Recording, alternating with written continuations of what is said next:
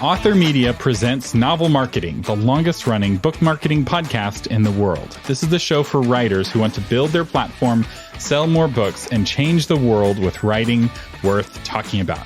I'm your host, Thomas Umstattd Jr., and today we are finally going to talk about Instagram and Bookstagram. We've had a lot of requests for folks wanting us to cover Instagram on the podcast, and I have been waiting to find the right guest because I see a lot of people doing Instagram poorly. But to give you an idea about our guest, Nadine Brandis, my wife follows her on Instagram and was so pumped about her latest book, Romanov, that we pre-ordered the hardback copy. And I now have a hardback copy of her book, which is amazing. And this is a big deal, particularly because my wife is a very particular book buyer. She prefers to get classics from the library. So Nadine is one of the select few authors that I feel does Instagram well. She has the novel marketing stamp of approval, and she's the author of Fox, Romanov, and the award-winning Out of Time series. And she currently writes for HarperCollins Publishers and geeks out over the Lord of the Rings, British tea, and doing cozy things in the name of book research. Nadine, welcome to the Novel Marketing Podcast. Thank you so much. I had no idea that your wife pre-ordered my book due to my Instagram. What a compliment. Yeah, she's part of Nadine Nation. So tell us, how did you get started with Instagram? Well, I wish I could say I had this huge marketing plan and I jumped in, but really I started because I wanted to connect with readers, and I lived in a place that was in the middle of nowhere and there were no readers. And so I found them online, and I joined before I was even an author because it looked like fun. So I wasn't published yet. And then I slowly found the Bookstagram community, which is just the community that's obsessed with books and all their photos are books. And I thought, I have books. I like to read. I'm going to take photos of them. And it was kind of history from there. Yeah, I think that's a really important point. People who do social networks well tend to have joined them for the sake of the network itself, where it doesn't feel like homework. It doesn't feel like this obligation. It's like you wanted to do Instagram for its own right, and then using it as a marketing tool kind of grew out of that, rather than like, oh, I got to go sign up for Instagram now because some guru told me to. Yep. I made the mistake of doing that with other social media platforms when I became an author, and I think it probably shows. Yeah. So how did you grow your Instagram following? So you sign up for Instagram and you connect with your, 20 friends or 100 friends that are on Instagram already. But how did you grow to the tens of thousands of followers you have now? Really, it came from making friendships with people who had the same interests as me. So I knew that I wanted to connect with readers. Once I did get my publishing contracts, I was looking for people just who enjoyed books. And fast forward a couple years, because my account grew very slowly. I think I've been on Instagram for maybe 5 or 6 years. And it was pretty slow at the start, but then I found fellow book lovers, and in the Bookstagram community, they do a lot of things that allow you to connect with other readers, like photo challenges, where you post a photo with a book. There's like a prompt for a type of photo to post every day of that month, and it's usually book related. So I would participate in that and then meet people through those hashtags or through that challenge. Also, posting consistently was a big one, just continuing to be present.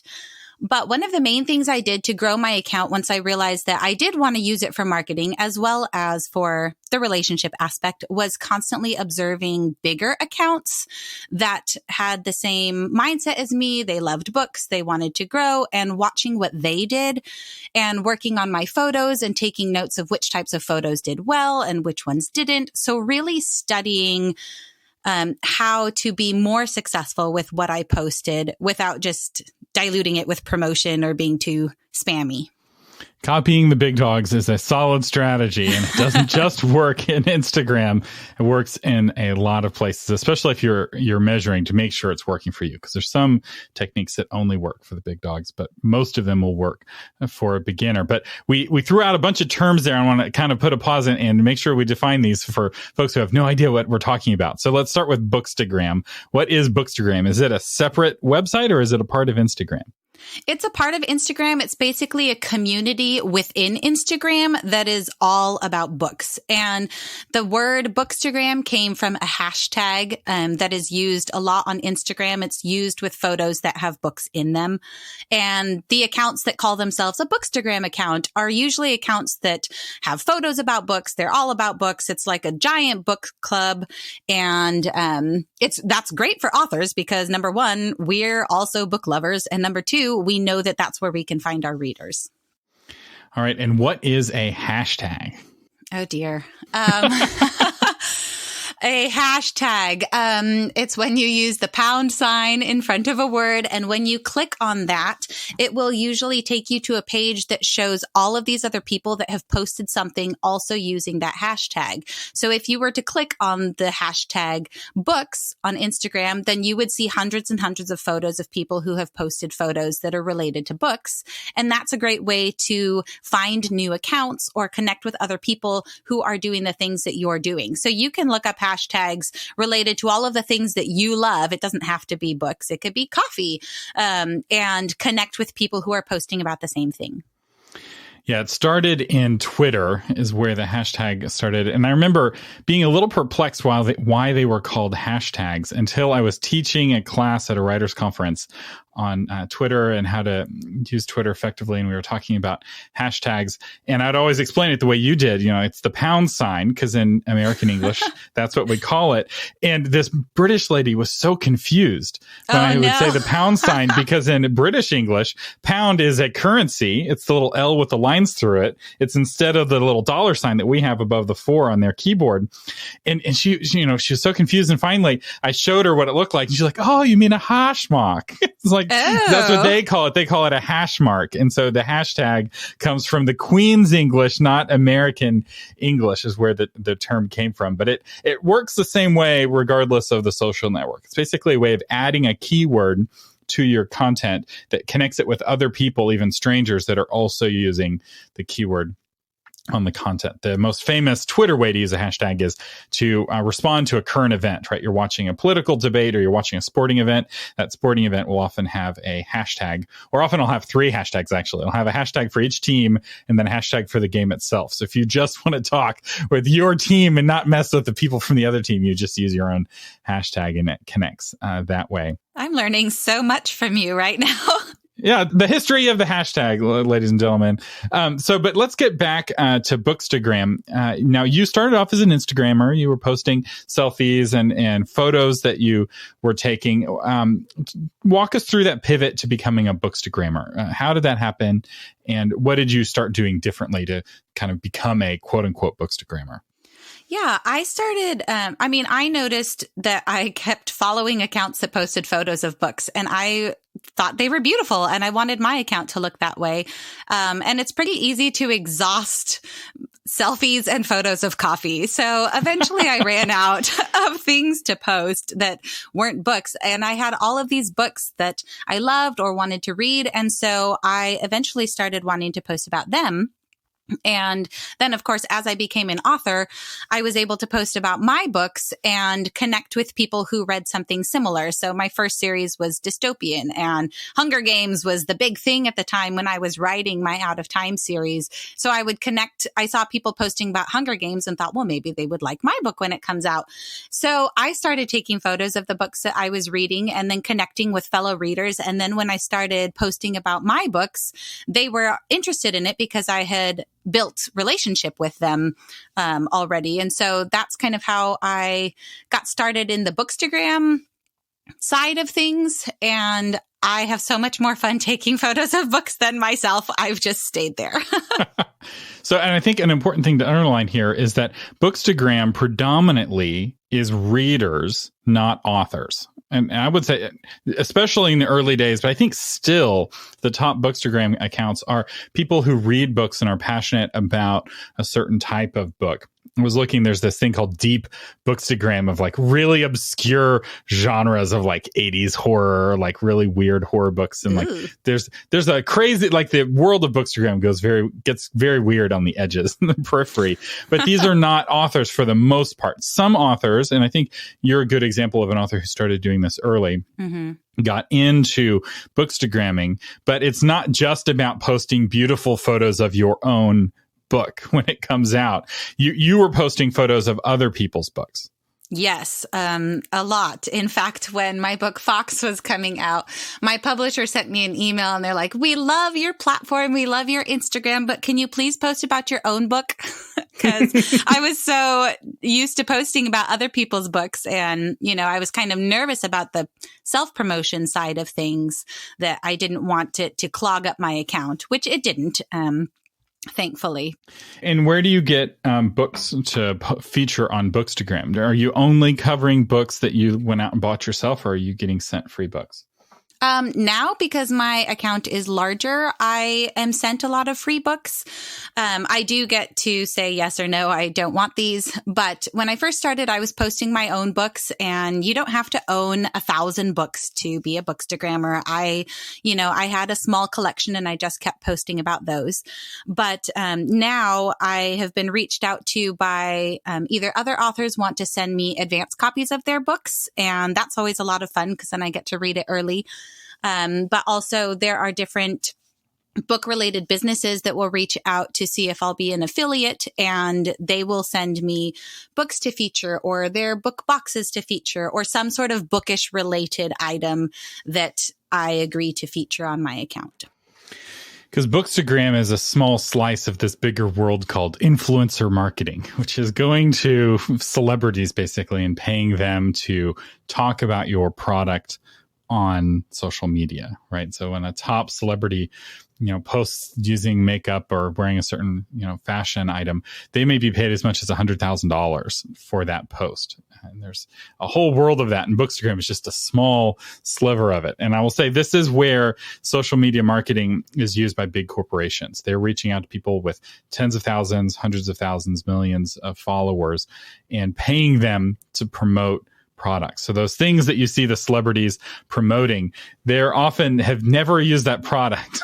Especially if the bigger the celebrity, the less likely they are to have ever used the product, and the more likely they are to have been paid for that promotion. And they're basically just a channel for advertising, like a TV channel or a radio channel. And Instagram, I feel like, is the biggest place for that, which is fascinating because Instagram is the hardest place to directly promote like a website, right? You can't be like, click here to buy the book on Amazon typically, right? Like they just see the cover of the book.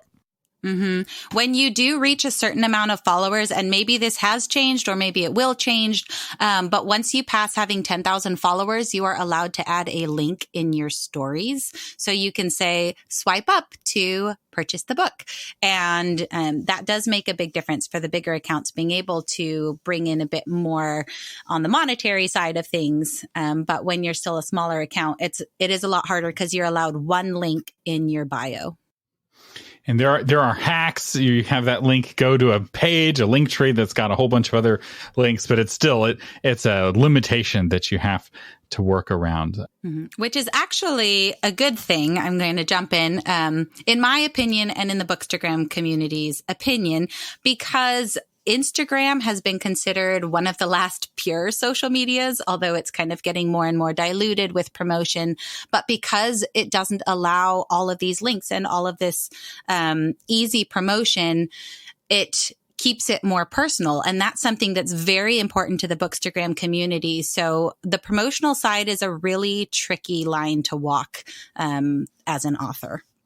That's right, because Instagram is very human, right? People are posting with their own, not just their own name, but also their own face. And I noticed that you have your own face on a lot of your Instagram posts, right? Sometimes you're covering up part of your face with the book, but other times you can see your whole face, or even your own child's face. Babies are very popular on Instagram.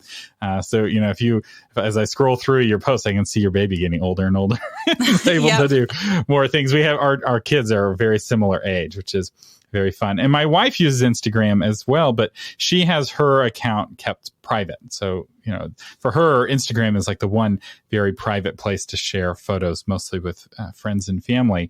And I feel like you're right in that Instagram is very human in that way. And so you have to be very understanding of that culture. It's not a place to carpet bomb links to your website. Not that really any social network is a place to do that. Like, even though you can do that on Twitter, like there's nothing technologically keeping you from doing it, it still doesn't work. Like, that's not how you use social media. Social media is very kind of indirect. It's very gentle, and it's not as effective for a lot of people because that kind of long relationship building process is one that doesn't work for them for whatever reason. But it is working for you, right? You have a very kind of consistent kind of book that you feature. Is that something that you recommend for bookstagrammers to kind of have a brand where they're only doing a certain kind of book, or just promote any book that somebody wants to send you for free? I would say, especially if you're an author, promoting books in the genre or age group that you write for is really important, because those are the readers that you want to attract, the ones who are going to buy your books. So I promote mostly young adult books because that's mainly what I read and that is what I write. And so those who follow me, that's usually what they read and what they expect to see from me. So yeah, I tend to stick to the young adult side of books. But I did kind of hit this point with my account where I realized that my followers wanted to see more of me and just more about my life. And that's why you've seen, if you scroll through my Instagram, you'll see maybe a year ago, there were not as many photos of me at all. But then I started posting a photo of me and kind of talking about more of my life and my writing process. And I was very surprised to see those becoming more of the successful posts than if I were to post about a new release, not my new release, but somebody else's new release, or just other books that are popular. My account kind of made this shift where I realized that my followers and readers who were following me were more interested in me and my life and my books than necessarily everything else that I was posting. And that just showed that the relationship that has been built over several years is it has become the foundation of my account and of my followers. And I feel like it takes time to earn that. You don't start off with people caring about your personal life. This is something I've actually been navigating as well with the podcast, because for the first 5 years of the podcast, I was convinced no one cares about my personal life. And the only times I would talk about my personal life is when they had some marketing implication, right? Like I wanted to start going on dates, but in order to go on dates, I had to write this blog post so that people wouldn't see me as Mr. Courtship, and it blew up and went viral. And then I got all this hate and all this attention, right? So I did talk about some personal things that happened in my life, but it hasn't been until really the last 6 months or so that I started asking fans, like, do you want to hear personal updates? And a lot of them a lot of listeners have been like, yes, we want to hear about what's going on. And I'm like, really though? And so I still I mostly put those at the end of the episode, right? It's like, if you don't care, you don't have to listen. But I've really been surprised that people care to hear about, my baby and, things that are going on in my life. And I feel like that's something that you in a sense, as more people follow you, more people get curious, I think is what happens. And so you can't become famous for doing that, right? You have to already be famous for people to be curious. And I think it's easy to get that cart before the horse. And again, talking about the big dogs, right? You're following the big folks. That's one of those things that you can't copy right away, right? Like, oh, here's all these photos of me. It's like, I don't care. I can see photos of all kinds of people. Why should I see photos of you? Yeah. And I see a lot of authors who jump on Instagram and they're growing very small accounts.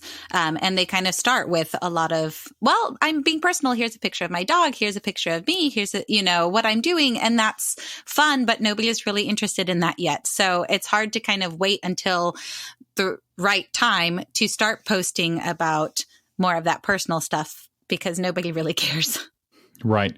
Although it does help to be pretty, and it also helps to be a good photographer. Like, just straight talk, right? Like, those things help. And if you see the people who are successful on Instagram, and we've talked about this on the show before, they do tend to be good photographers and they do tend to be pretty. It's not universal, but it really helps when you look good in the selfie. Speaking of photography, do you use a special camera? Are you taking photos with your smartphone, or do you have like a DSLR that you're taking photos with? I do use a camera. Now I'm trying to remember even what it is. It's a Nikon D3200, and it's not, the newest camera on the block. I had that a long time ago. I don't even remember why I got it, but I have used that for my Instagram photos. And then within the past couple years, I got a much nicer lens to be able. My kind of theme on my Instagram is a book in front of my bookshelves. I'm either holding it up with my hand, or it's propped up on a table and the bookshelves are in the background. And I wanted the nice blur. And that really changed. That was kind of a shift in when my following started to grow a lot more, because my photos did look more professional. But I do know several Instagrammers who are successful Instagrammers, and they just use their phones, and they find a good backdrop, or they use a good editing app, and they're able to still grow their following. So I like to tell people, you don't have to be a photographer to join Instagram and to do it successfully, but you do have to be willing to observe and learn how to make your photos better. Because my photos were terrible when I started, and they've only gotten better as I've learned a bit more about my camera, or I've learned a bit more about lighting, and I've just had to keep my eyes open to educating myself about that. You don't have to become a photographer to join Instagram, but you do have to become a photographer to be good at Instagram. There we go. and because, lighting is like the essence of good photography. And your photos are incredibly well lit. You have the foreground, the background lit, and that blur is really important. And so for those of you listening, I want you to really hear this, that this is kind of what helps make that pivot from kind of hobbyist Instagrammer to professional Instagrammer. These are the sorts of things that she's doing. And you don't have to know the specific camera, just realize it's the kind that you can put different lenses on, the big blocky black kind, right? Like it's an expensive camera. It's not a $50, bought it at Best Buy camera. This is a professional camera, and it allows you to do things that can't really be done on smartphones. Although smartphones are getting better, like the newer smartphones are able to put a blur on the background, but they do it often artificially. They're adding that blur with software. So the brand new iPhone, was it the 11 Pro, which we just got. I got it for my wife because I wanted really good baby photos. It can put the blur on it, but it's not a photographic blur like what you get with the DSLR. It's a software blur where they notice where the face is, and then with software, they blur everything that's not the face in a really crazy way that requires a $1,000 phone's processor to figure out how to do. But the camera is really important. But for authors who are not necessarily wanting to be on Instagram themselves, but they are wanting bookstagrammers to feature their book, right? Because you don't have to as the author, you don't have to be even present on Instagram to be present on Bookstagram. What advice do you have for that kind of author who's wanting to get their book featured? That is hard if you're not on Instagram, because my top piece of advice would be building relationship with those bookstagrammers, because it's such a tight-knit community. But if you are not really on Instagram or not in that community, don't be afraid to ask and send a message to bookstagrammers whose accounts you would love to see your book on. But when you do, be personal and at least look at their accounts, see what they post about. Mention a photo that you like, saying something that's personal to them, because I had to reach out to bookstagrammers early when I was a smaller account and I didn't know hardly anybody. And so I tried to say, oh, I loved when you posted about this book, and with the coffee, it gave such good fall vibes. And this is what my book's about. I would love to see it on your account, blah, blah, blah. But being personal. And I was very surprised to see how many positive responses I got from large accounts I didn't think I would ever even hear back from, willing to feature my book.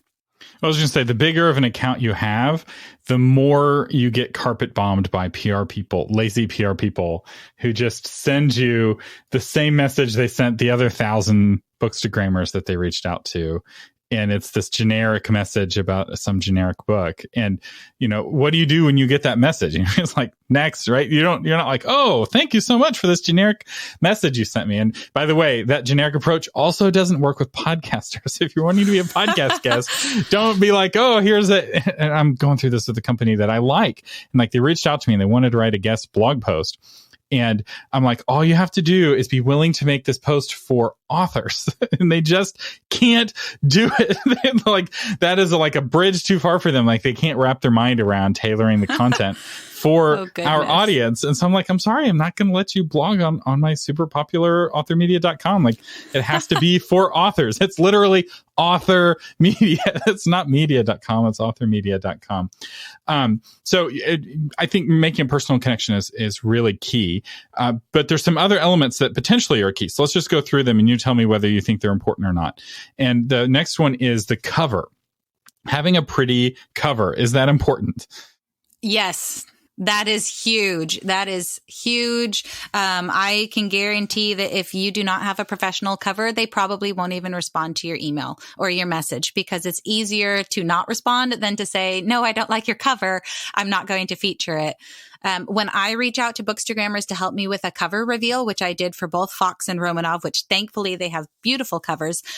Even though the cover was not public, it was top secret. I still sent it to them early before even asking for a response from them, because I know that they would say no unless they could see the cover and judge it for themselves and see if they wanted it on their account.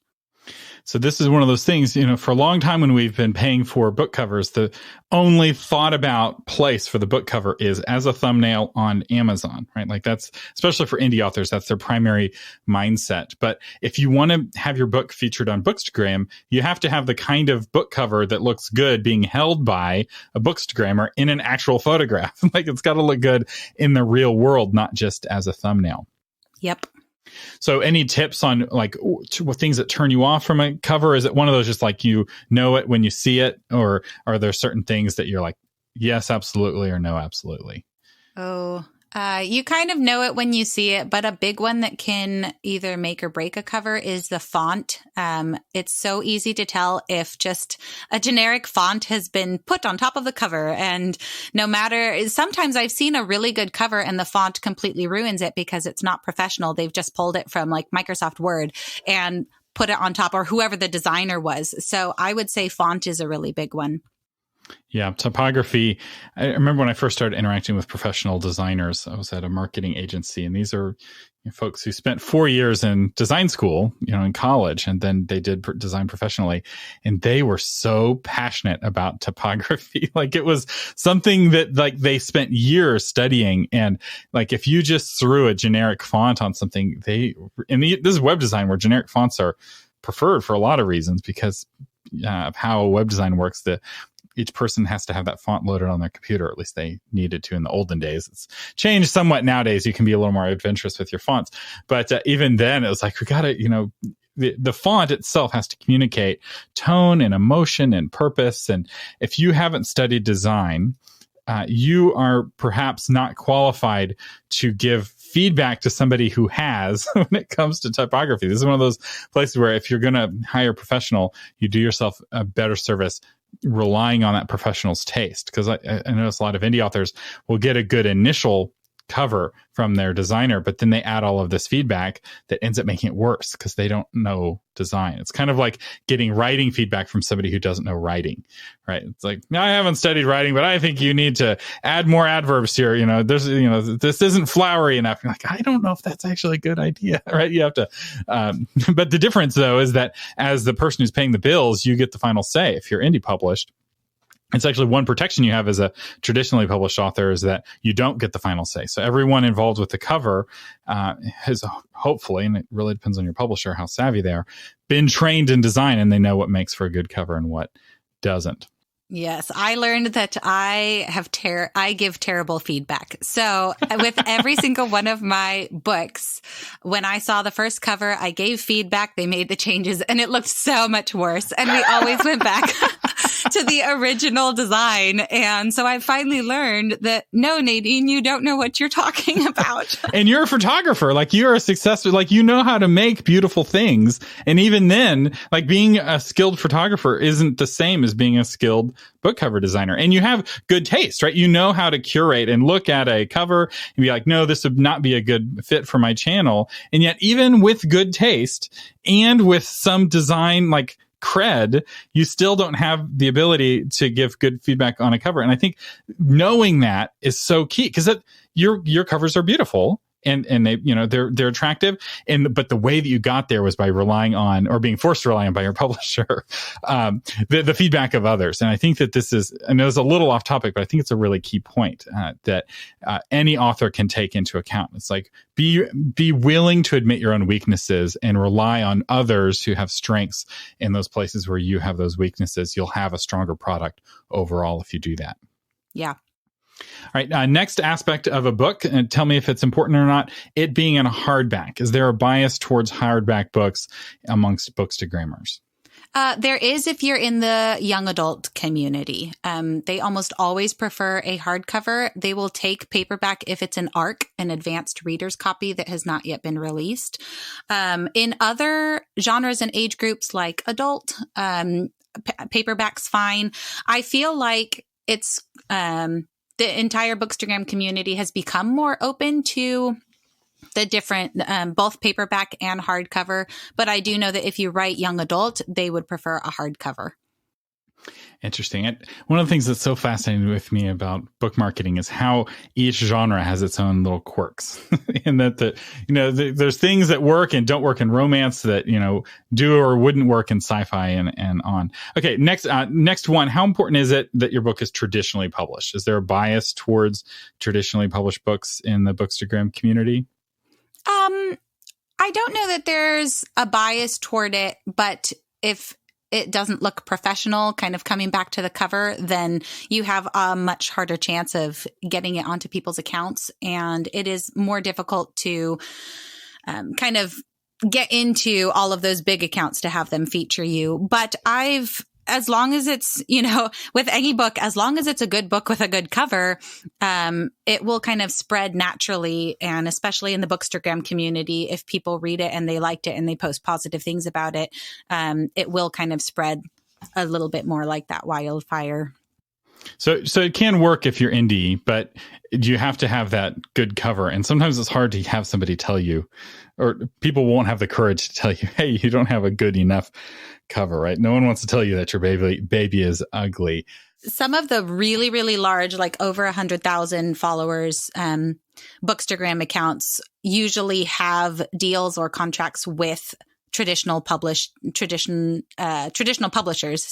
and they usually won't take indie just because their schedules are so full, or because they have agreements with publishers.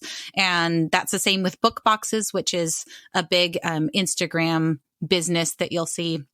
They do have agreements with traditional publishers, but generally, if you kind of target bookstagrammers that are in that medium-sized range of followers, I haven't seen bias from them. Because this is one of the things that traditional publishers do, is they build networks of bookstagrammers where they go to the same folks over and over again, and potentially they're paying the same folks over and over again, or they have those relationships where so and so author gets a free book or expects a free book every quarter or so from that publisher, and so they're not building the relationships from scratch, right? If you're an indie publisher, at least with your first book pursuing Bookstagram, you're having to build those relationships from scratch, assuming that people don't already know who you are. It does, I imagine, get easier though. If somebody sent you a book for book one in a series and you featured it and you had a good response, and they reach out to you again for book two, is that a pretty easy yes for you? Like once you already have that connection made? Oh, yeah. Yeah. If they enjoyed book one, then yes. Like with my two books, Fox and Romanov, all of the accounts that I sent Fox to were open to receiving Romanov. Even though it wasn't a sequel, I'd already built that relationship with them. Yeah. So that's something to keep in mind. The more you stay at it, the easier it is to get the same results, right? Because it was a lot easier to get your second book featured because you already had that connection. Maybe you already had their email address and they said yes, much easier. And I imagine much faster too, right? So you sent the first book and it took like a month to get back to you. And then they're like, yeah, okay, we'll feature it. Second book, you're like, oh yeah, absolutely. We already know who you are.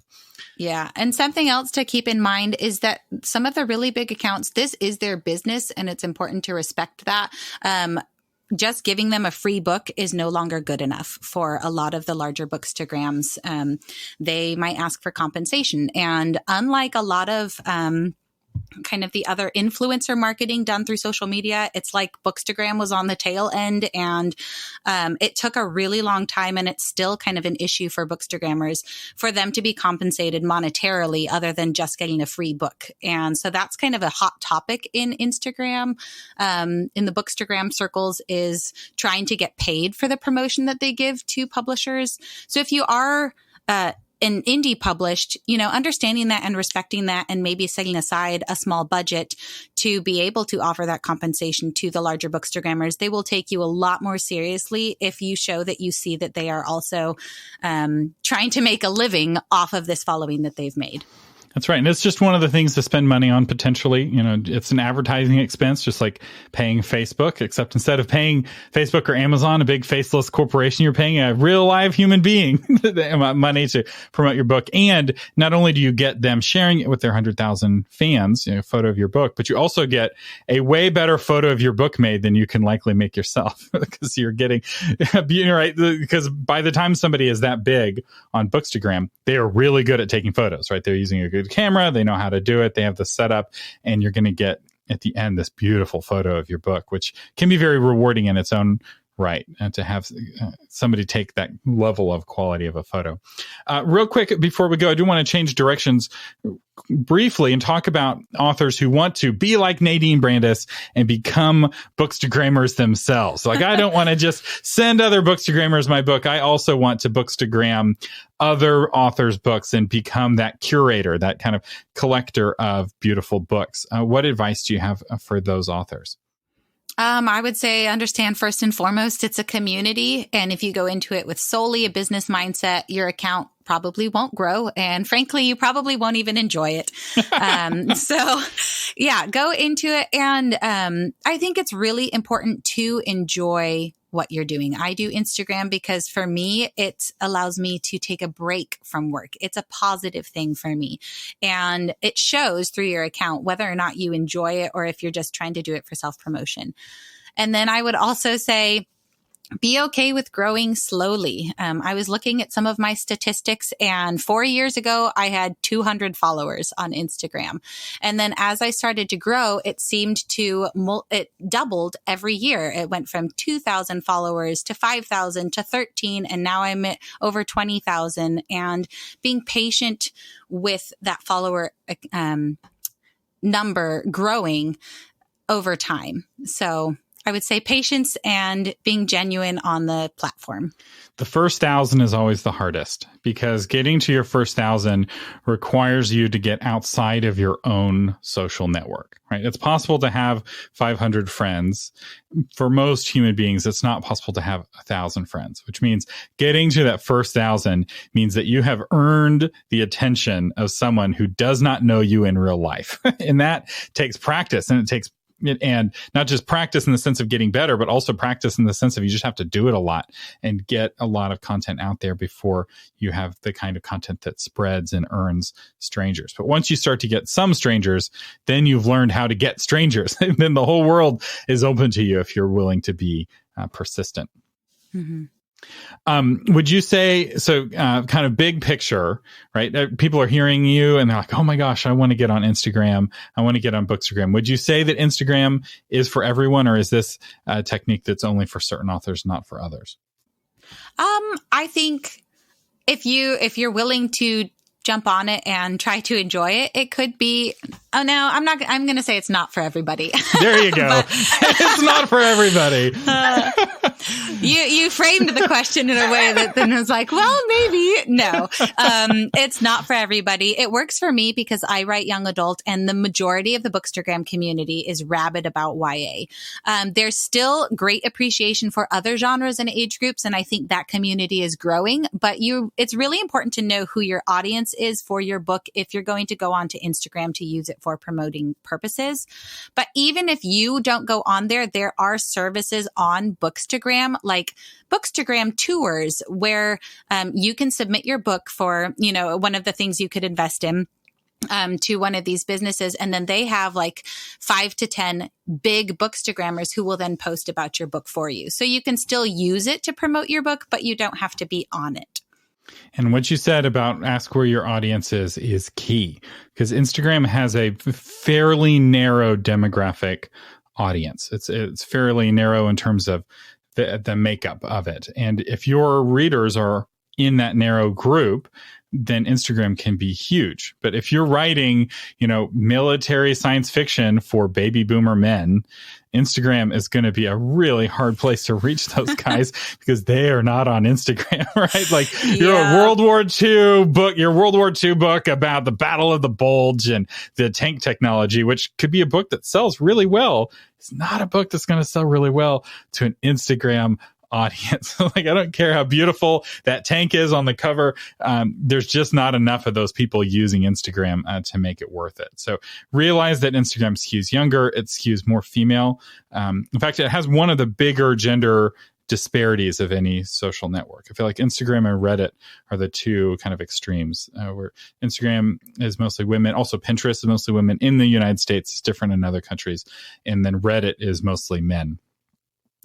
Facebook's a little bit more balanced in terms of the makeup, but just keep that in mind. And the easiest, here's a hack, right? If you're trying to decide if Instagram's for you, go to the readers you have already and ask them if they use Instagram. And if so, how much do they use Instagram? And if they're like, I only kind of use Instagram, don't use Instagram. They have to be like, I love Instagram. Oh my gosh, it's amazing. I spend an hour there every day taking photos and looking at photos of others. And that's when okay, maybe this is something I should experiment with. So if this episode has stressed you out and you're like, oh my gosh, not another social network, I give you permission. Even Nadine gives you permission. You don't have to do Instagram. But if you are curious, this is hopefully it's giving you an idea of how to get started. And real quick before we close, Nadine, do you have any other Instagram tips? Any final advice for somebody who's thinking about getting started? I guess the biggest one would be real, or learn how much you want to share about yourself on Instagram, because that is really, really valued. And I can honestly say that by sharing, by being real, which doesn't necessarily mean sharing everything about my day, but by being a genuine person when I comment about books that I'm posting about, that is what has grown my account the most. All right. And if people want to follow you on Instagram and they want to see how it's done by somebody who's doing it well, where can people find out more about you? They can find me on Instagram at Nadine Brandis, which is probably another tip. If you're starting a new Instagram and you're an author, please make it your name. Don't make it something weird like, I don't know, numbers and underscores and things like that. When people search for authors, they want to look for your name. So my name, Nadine Brandis on Instagram, but you can also find me on nadinebrandis.com, where I do have a newsletter. And we will have a link to all of those things. We'll have a link to her Instagram, her newsletter, and her website. Our sponsor today is my brand new course, How to Get Booked as a Podcast Guest. Podcast guesting gives you a high credibility way to reach new audiences, the influence of a podcast, of somebody else's podcast without the work of starting your own, and access to influencers you couldn't reach any other way. You don't need to hire a PR firm for $3,000 to get on podcasts. You just need to know the secrets of pitching podcasts yourself. And once you start nailing interviews, the podcasters will start reaching out to you to invite you to come on their show. I have been podcasting for over 10 years and in radio for a lot of that time. And this course is packed with things I've learned the hard way, and also things I've seen other people do poorly, pitching me to come on my show or my podcasts. And I put all of that in an easy to assimilate package just for you in this course. And for the month of October, patrons can save 80% on the course. And after that, they can save 50%. So if you'd like to learn more, you can find out at novelmarketing.com/courses. And speaking of patrons, our featured patron today is C.L.R. Peterson, author of Lucia's Renaissance. In this book, heresy is fatal in late Renaissance Italy, so only a suicidal zealot would so much as whisper the name of Martin Luther. But after Luther's ideas ignite a young girl's faith, she must choose to abandon her beliefs or risk her life in a turbulent world of late 16th century Italy. C.L.R. Peterson, thank you so much for being a patron of the Novel Marketing Podcast. And if you would like to become a patron, you can find out more at novelmarketing.com.